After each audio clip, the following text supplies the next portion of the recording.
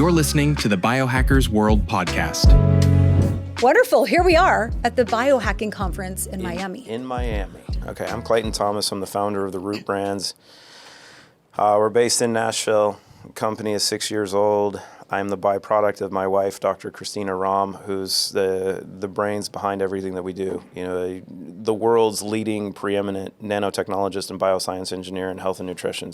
Like I was talking about, she has a master's in science, 3 PhDs, PsyD, EDD, MD, postdoc from Harvard, 2 from Cornell, 20 years in biotech. One of the first people in the country to have Lyme's disease, lost kids from cancer, had a brain tumor, a spine tumor, every kind of skin cancer you could ask for, and she's kicking ass, taking names, chewing bubble gum. So. What, is she here today? No, she's actually in Sedona right now. Oh, she is. So Yeah. I'm from Arizona. Perfect. We were just there. You were? What part of Arizona? I'm in the Gilbert, Queen Creek area. We were just in Paradise Valley last week for the Inc. 5000 Awards. Yeah. Wow. See? Well, we're closely connected. That's right. It's too. So we were supposed to. I was supposed to be here yesterday, and our flight got delayed. So I'm just happy to be here. I'm not really ever in Florida. It's the important part of understanding that we're just supposed to be present. That's right. So. And where do you live? Where are you from? Brentwood, Tennessee, Nashville. Where I want to live. Come hang out. You have an open invitation. Be careful. I might take you up on it. No, I expect you to. Well, I would love to meet your wife. If you've seen Nashville, you know it's a good invitation to take. Okay. I will remember that. I know I'm supposed to introduce myself, but really I'm here to learn more about you. But I'm Sherry South, and I am a behavioral coach. I have ADHD. I have 7 neurodivergent children. Most of my kids are... Let's go! Yes. 5 of my children are on the spectrum. 6 of the 7 have ADHD. And with that comes a lot of comorbidity. So through my own journey I was a behavioral, I was a coach for many years, but diving into neurodivergence, the comorbidity rate is high.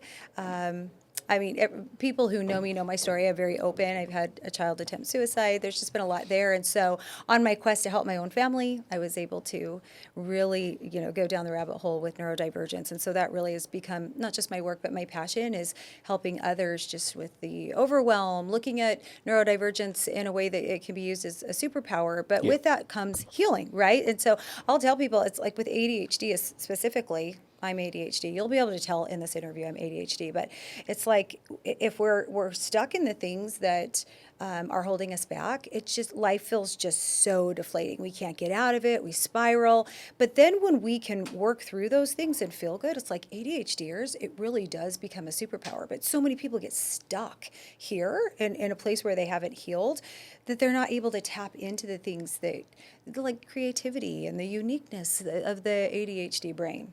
So I love to talk about that. Well, my wife and I are both us. So the interesting part, I was given that diagnosis early on as a kid. ADHD? It was ADD back in the day. Oh, yeah. Okay, yeah. They don't use that anymore, but I know what you mean, right? No, because now they wanted to add hyperactivity to it. Well, and then, like most people aren't hyper, so they also call it hyperarousal. If you're not hyperactive, which is kind of the same thing. It's like hyper on the inside, right? It's that our brains move a lot faster than the rest of the world, and right. Everybody's dumbed down, and we're trying to figure out how we fit in. And everybody's so slow that we're like, I'm bored already. Exactly, and boredom is overwhelming. Yes, I grew up in integrated veterinary practice in Southwest Washington, so I've been studying health and nutrition since I was 2 years old. And when my mom was told I had this diagnosis, she's like, great, he's going to be busy. I played 3 sports. If I had 3 sports, I got straight A's. I was great in school because I was constantly busy. If I wasn't playing sports or in class, I was on my bike and going to the creek and fishing and being outside and being engaged and being in front of people. Because being in a clinic, I was socialized really quickly. So I was able to interact with multiple people simultaneously in the clinic and learning from people. And the cool part of being in a small town in a veterinary practice is no one's the same. So everybody has a different way of communicating. Everybody has a different story. They've got different animals. You're learning to communicate with it. So the important part is understanding the biosphere and the concepts of terrain theory, right? That are not talked about enough anymore, because we're looking at diagnoses and saying, oh, you have these symptoms, so we're gonna classify it as this, so we can treat it in accordance and just dumb you down. And that's why you've got kids that are like, well, I just want to kill myself. And I can tell you, I'm working with a nonprofit organization. It's actually, I think they're based in Arizona, and Durant. I'm starting to work with them because they had their 16-year-old son hung himself, and It's terrible. broke his neck, and a couple that was walking on the trail that he hung himself on found him after like being dead for 30 minutes, and he was in intensive care for like 9 weeks, and He survived. No, he didn't survive. I mean, he died 9 weeks later, because he was brain dead, and you can say the complications of trying to kill yourself, but actually not completing it because someone came and took him off the rope. But his parents went through this journey, and I had the interesting conversation with him. I'm like, look, I was one of those kids. I mean, because the hard part with being, you can say neurodivergent, right? And we have 4 of those. Yeah, all of our kids were BC, so they were before Clayton. But we have 29, 26, 21, and 20, and they're all geniuses, right? And this is the key: is like people look at ADD, ADHD. It's like, oh well, you have these problems. Like no. You're dealing with geniuses. Like our oldest son, he would bang his head on everything, and Christina's got a master's in psychology and a PhD in psychology, and she was raising him initially, and he's beating his head on everything, and they're like, he's autistic, he's never going to pass kindergarten, you're going to have all these learning disorders, and like, no, I'm going to work with him, I'm going to do these things, but she's like, he's not retarded, he's a genius. And later on, they did some personality and intellectual testing, and like, holy shit, he's off the charts intelligence-wise. I'm like, yeah, that's not the problem. It's dealing with the biosphere and the environment of creating balance. And because when you start adding testosterone into that environment, into young boys, mentally, we don't know how to process these things. And I can remember, and I had this conversation with the family. I'm like, look, I was that kid. I can remember being 13, 14, 15, 16, 17, 18 years old, having the conversations when I was laying in bed. I'm like, I should kill myself. Not because I wanted to end my life, but because I felt at the time that I wasn't living up to the expectations that I had for what I was supposed to be. Exactly what you hear from these individuals. And that's the conversation of going, yeah, that's okay. Channel it. But the key then is understanding how we're built, how we're constructed, and what we need. Because what we don't have, because of the dysbiosis in our gut, right, and understanding the connectivity from your gut, your heart, your pineal gland, and your brain is all through your vagus nerve, right? And if you look at it from a vehicle standpoint, we are an F1 Ferrari, but people are driving it like an old beat-up Accord, right? So we're driving a vehicle. We've got this divinely, beautifully created, amazing performing vehicle. Your gut is the engine, right? Your heart is the control mechanism. Your brain is the steering wheel and the gas pedal, right? And your soul and your intention is driving this whole thing. Right. So if you don't fill the gas tank up with gas, you're not going to have the performance, and you're not going to be able to drive it the way that it's capable of being driven. So there's going to be a disconnect in the process. So then you've got to clean out the filters, your liver, kidneys, brain, the rest of the operating system. You got to make sure that the engine is well oiled and lubricated properly and happy and healthy, and then you got to feed it. Yeah. So if you can feed the gut, you do those things, you start cleaning stuff up, you recrystallize it, you amplify our function and our resonance, because we're an electromagnetic being, and then you feed the gut what it needs to produce those neurotransmitters that your brain needs. Because if you don't, you're going to start seeking mechanisms that are going to give you a little dopamine hit. Right, and there's a lawsuit that's going on right now that's actually in the settlement phase, because it's been proven that the video game industry has programmed video games to ping dopamine receptors to create the addictive process in kids.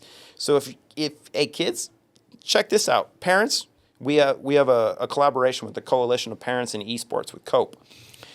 If you're between the ages of 14 and 24 right now, there's a legal settlement right now for you that you can get a minimum of $10,000 up to $150,000 if you play video games. Really? Yeah, it's right now. I'm working with the law firm that actually has it. because they've proven that they build the games now to constantly paying dopamine and program kids to do stuff. That's why like Fortnite and everything, kids are like spending money like crazy because like I got to get this new thing, I got to get this, I got to get this, and they'll lose their minds if they can't get it because that stuff is more addictive than cocaine. Well, and when you were saying that when you were little, you were riding your bike and then you were doing sports and you were active, that is the piece that's missing for kids today, because we know that if they're active, it can, stimulates things in their brain. And so this is one of the reasons I think that we're seeing so many mental health struggles, especially in the neurodivergent community, because they are just playing video games. Yeah, I know, because they're inside. I'm like, get outside. Right. Go spend some time. But no one else is outside. We used to say that to our kids, but they're like, nobody else is out there. What are we going to do? Your parents are like, I'll see you at dark. When the lights come on. When am I supposed to be home? When the street lights come on? That's right. I didn't even have street lights where I grew up, right? It was like, I can't see at night, so I'm going to be home before it gets dark. Yeah, but those were the good old days, right? That's what we're always talking about. And that's what we have to get back to. It's this important part of community. Yes. Of the darkness that exists in this country, primarily, because you can go in other parts of the world that are much more established. We literally live in nearly a third world country now, right? Yeah. From so many different aspects. I mean, people are afraid to send their kids out at night because there's predators. That doesn't happen in a well-developed society. We've degraded that approach. Yeah. But whether it's sports, whether it's just go out and throw the freaking tennis ball with your dog. Right? Take your shoes off. But they don't want to. They're not interested. They don't want to because they haven't done it, right? There hasn't been the incentive. And the internal function to function well, because it is our nature to want to do that. Right. If we're functioning properly. It's not our nature to sit in front of a screen and play with our thumbs. But it's like you said, it's the addiction. This was a couple years ago, but my son, who was in high school, all of his friends on a Friday after school went to the movies, and then when it was done, they all went home and then played video games separately. We're like... And now they have a headset on, they're talking to their friends, like, you guys could be together. Why did you come home? We're like, go cause trouble even. Like, go toilet paper someone's house or something. No, and there was like 8 kids there. They all wanted to go home. Yeah. Yeah, and mind-boggling. This has been the journey that we've had over the last 6 years of, with Christina and I when we came together because of what she was made to do, but her background in biotech and in the pharmaceutical space and bioscience engineering was creating mechanisms that could address all of these components, because it's not a quick fix, it's not a simple fix, but you have to have the mechanisms that are all intelligently designed and specifically coordinated to assist in supporting the body to do all of these components. Because if you're endogenously, naturally, I'm not talking freaking injections. I'm not talking about taking substances like, I'll say, glutathione and some of these things that are popular that are supposed to be endogenously produced, like dopamine and serotonin, right? SSRIs, freaking terrible. Vyvanse, Adderall, they're amphetamines. You are feeding your kids freaking amphetamines, right? This is a problem. If you can get your gut to produce the dopamine and serotonin that your brain needs, because 90% of these neurotransmitters are produced in your gut. They're not produced in your brain. Less than 10% are produced in your brain, and that's what's being manipulated, right? Because we need them. If you're deficient, like if you have animals, if you have horses and livestock, you have horses? You grew up around horses? No, but I have 4 English bulldogs. Okay, perfect. So dogs, same way. If they're nutrient deficient, they're going to start chewing on plants. They're going to start, horses and cows will start cribbing, right? So they'll start eating fence posts. They'll start chewing on stuff because they're looking for nutrient content that they're not getting in their diet and in their lifestyle. So they're seeking, right? This is where the drug-seeking behavior that we see in kids. It's not natural to go, man, I need a fix. If I can't get it here, what do you have? Give me whatever substance. The programming from a societal standpoint is, hey, let me give you this. Hey, little boy, you want some candy? Right? It's here. Let me give it to you outside because you're not producing it. But if you start producing it, the whole personality type shifts completely because you have what you need naturally, endogenously. It's being done the way that it's supposed to. The car's starting to behave and run the way it's supposed to. Then when it's running the way that it's supposed to, you can drive it like you stole it. Right. But the key is working on this first and teaching kids, here's the things that you can do.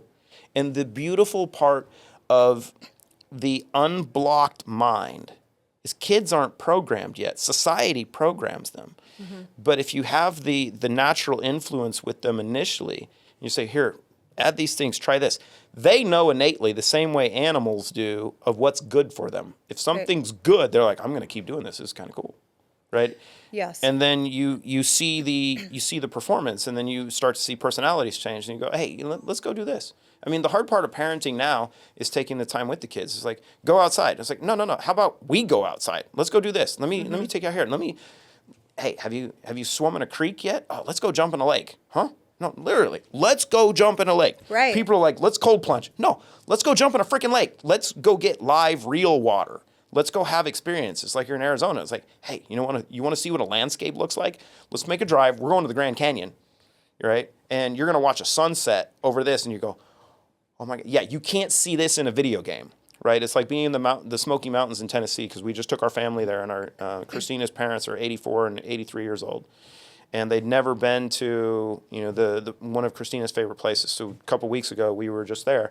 And being able to sit on a mountaintop and look at the clouds that are sitting 1,000 feet below you in a valley because of the rain the day before. And it's our nature to go, oh my God, I take a picture. It's like, no, a photograph can't capture the image that your brain and your eyes are taking in. And it's being able to have that memory, that mental picture of that environment. And her dad, I was standing looking over the valley with him. He's like, this is one of the most beautiful things I've ever seen in my life. I'm like, and he hunts like constantly still at 84. And he's like, this is one of the most beautiful things I've ever seen. And I'm sitting there as a son-in-law who tries to stay number one, the top son-in-law in the family. And like, that as a memory is one of the most valuable things that I could provide, right? To say, here, we have this experience. And it's those experiences that we're not working to create with our kids, not for our kids, but with our kids. With our kids. And especially those neurodivergent ones, because we need that. We crave that. Well, yeah, and especially the neurodivergent kids and teenagers that I work with, they're not many times interested in what's good for them. They're interested in quick dopamine. Because of the problem. Right. So that's why I want, with your work and what you do, how does that translate into like detoxification, for example? How does that affect dopamine? Well, one, we'll hit on my favorite thing, which is actually 0N, which actually increases dopamine and serotonin. But when you look at the aspects of systemic detoxification, which is Christina actually created the term and holds the trademark on the term ZOTed.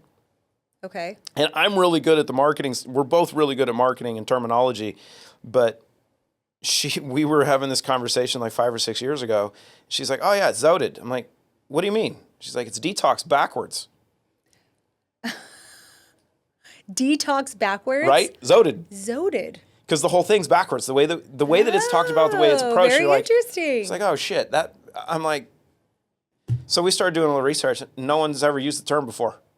Yeah, it's creative. Yeah, and she just put it in a mirror.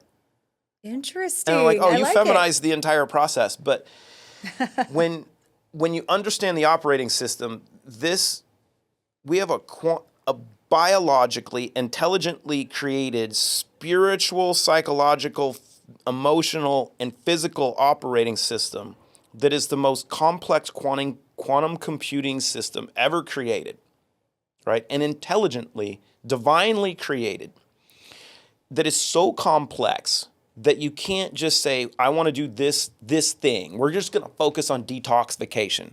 And I was talking to somebody at the table when you guys came by about this. He's like, my doctor gave my antibiotics. I'm like, yeah, did he give you antifungals at the same time? He's like, no. I'm like, so you just killed off a bunch of the biosphere in your gut, but you didn't sustain the fungus. Which do you think is going to grow first? Healthy or bad? He's like, bad. He's like, I've been dealing with this for like 3 years. But you're just hitting on something we were just talking about out there, is that so many people, they want to feel better, they want to heal their bodies. We do. We're made that way. But they're taking in podcasts and they're reading books and they're trying this thing, and then that didn't work, so then they're trying the other thing, and they're not understanding how we can use them as building blocks or use them together. There's a difference between truth and trust. Explain. Truth is truth, right? We know truth. Yes. Or we seek truth. Mm-hmm.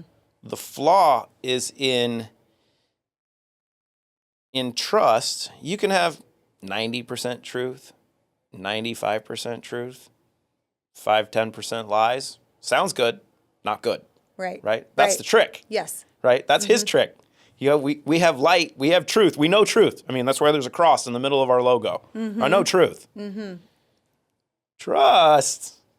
Manipulated. And this is the problem on social media. This is the problem with all these influencers. Trust me. Trust me. Trust me. You follow me. Is it true? Maybe not. And that's the key part of knowing your source. But as a brand and having a wife who's a nanobiotechnologist and a bioscience engineer, 20 years in biotech, we have 4 kids. She's lost kids to cancer. She's had all of the things that people talk about, and she's dominated all of them. She was one of the first people in the country to have Lyme's disease when she was 19 years old. Wow. Then she happened to be working at Pfizer at the time doing military research a few years after she had that. And the military was going over how they weaponized fleas and ticks and mosquitoes, but they did it in Europe. And she's like, hold on a minute. I've had Lyme's disease. And they're like, there's no way. And we were doing the work in Europe. And she's like, you think those things don't travel? Right. Hold on. Right. So you have to trust, but verify, right? There's not a lot of verification because everybody's focused on money. Well, and I just have to put out there too, like where in neurodivergence world, it's like so much misinformation and not a lot of good information. And our brains want to consume all of it. Right. And The it's problem is confusing. the filter, right? If we're resonating the way that we're supposed to, we can feel truth. Your gut, right? Women know this better than men because men, we were made first and we're not very bright. Women, much more complex. He's a married man, you know. He's a I married know man. these things. I'm neurodivergent. I've studied these things. We're not very complex, but women know how to trust their gut if it's healthy because things will resonate with you. You'll feel it. You'll get butterflies. Right. Right? You'll get, It's true. that's not good. This is good because we know true. It's in our nature. But it's taking the time to do the things that are true. And that was the important part for us over the last 6 years of not coming out and hyping something, but actually having the research registries to track outcomes, to work with, consumers, practitioners, athletes, people all over the world, and tracking clinical case studies and outcomes, and taking that outcome data and doing case study, case series, having it expert reviewed, doing the publications, and then based on the outcomes, actually being able to write the patents. We filed for let me rephrase that. I used the term we, but Christina filed for the patent for the reversal of autism in September of last year. She's filed for the patent for the reversal of ADD and ADHD earlier this year. Colon cancer, type 2 diabetes. Wait, go back to that. She's filed for the patent for the reversal of autism. Yes, because we've already proven it. We already have the data. We already have the outcomes. We already know how to do it. Can you walk me through that? What does that look like? Because They're going to cut us off on this, so there will be a second one. Ooh, interesting. Well, because my next question was going to be, so maybe you can put all of this together for the audience. So many people want to do things the natural, healthy way, but then they do diet elimination. They do a lot of different things. And after, maybe even 4 to 6 months, it doesn't give them the results they're looking for. So then they go back to medication. So can you speak to that and what you just said about the reversal? One word, outcomes. Okay. Period. Truth. It's truth. Shit works. It worked. Your gut regenerates every 2 weeks. Not 2 months, not 6 months, not 9 months, 2 weeks. But is it, so if I'm going to use your products for the reversal of ADHD, is it a huge system? Is it difficult to stay on track for someone like me with ADHD? 2 things. What is it? Clean slate and 0 in. I looked at Clean Slate. Tell me a little bit about that. So Clean Slate is using nature's most powerful crystal, but she figured out how to process it in a way that she unlocks it, programs it, loads it with the key trace minerals and vitamin C that allows these crystals to work systemically to grab onto all the environmental toxins. Like heavy metals in the brain. Heavy metals in the brain. And the important part is understanding how to detoxify your brain, because you really can't go get stuff in your brain, but we've been innately built to have our lymphatic system, which is a system of the body that we didn't know existed until about 10 years ago. And this is where 0N is really important, because your pineal gland is quite special. It's the light center of the brain. So people know that your circadian rhythm and our connectivity spiritually comes through our pineal gland, but your pineal gland also converts hormones. So we talk a lot about serotonin and dopamine, which you need a lot of, because you use them. They're used up in activities or thinking or thought process or whatnot. So 0N feeds the gut what your gut needs to produce dopamine and serotonin. So depending upon what you're doing and your intention, your brain is going to want more of which one? More during the day, you're going to want more dopamine. But the crazy part is at night, when you're ready to go to sleep, you want less dopamine, more serotonin, because serotonin is converted to melatonin through your DMT. You don't need frickin' gummies. So, quote that. So the serotonin converts to melatonin. If you have extra serotonin will convert to DMT. You don't need frickin' mushrooms either, because your pineal gland is made to produce DMT. DMT and melatonin help you get into deep REM sleep and active dreaming. That actually activates your glymphatic system, which is how your brain cleans itself at night. If you're not getting that process done, you will build up all of those toxins in your brain and have neurological issues and disconnects. And then if something so happens that you have an event that rattles you a little bit and you have a concussion or a traumatic brain event where things jiggle, right? That increase in ionic activity causes the amalgamation of those metals in different areas, which build up as tau, which is where you have CTE. But it's not just chronic traumatic encephalopathy. The original diagnosis, the original medical terminology of CTE, which is the true diagnosis for dementia and Alzheimer's, is actually chronic toxic encephalopathy, because it's mercury, lead, and aluminum that are neurotoxins that cause the amalgamation that cause tau buildup. So it's the metals and the toxins that are in your brain and the rest of your system that are causing the problems. So you address that in the gut, brain, heart, pineal gland, through the kidneys, liver. You're cleaning those up. At the same time, boosting your body's ability to produce dopamine and serotonin. You reset the brain. So it's actually binding to, because you hear, Flushing them that out. You can't flush it out, like, You absolutely can. but And just with the right product. you have to have the right mechanisms. Okay. Yeah. So if a parent wanted to start the detoxification process, They're going to talk for to their you. child, they're going to talk to me. But what's like a simple step forward? What would I suggest that they start with? Clean slate, 0N. And we'll talk. We'll Okay. share that here in a second. I mean, that's important to me because, of course, for my own family, but so much, even myself, I've been under the premise of this is never going to completely go away, but we are going to be able to manage or overcome symptoms. And you're saying that's absolutely not true. Absolutely not true. It will go away. We're created in the image of greatness. And about how long, I know it's going to be different for everyone, but like when you say you can get rid of autism, how long would a process like that take? We see changes in a couple days, but A couple of days? trust me, This is amazing. I need it right now. I need to try this product right now. we'll have some fun. Okay. All right. Could have gone on forever. We will. When you come to Arizona, you have to come be We're on my podcast. coming back soon, actually. Are you really? Yeah. When are you coming? I have to look. I would love for you to Soon. come to. I'll bring the boss, too. Come join us at Biohackers World in 2026, coming to an area near you.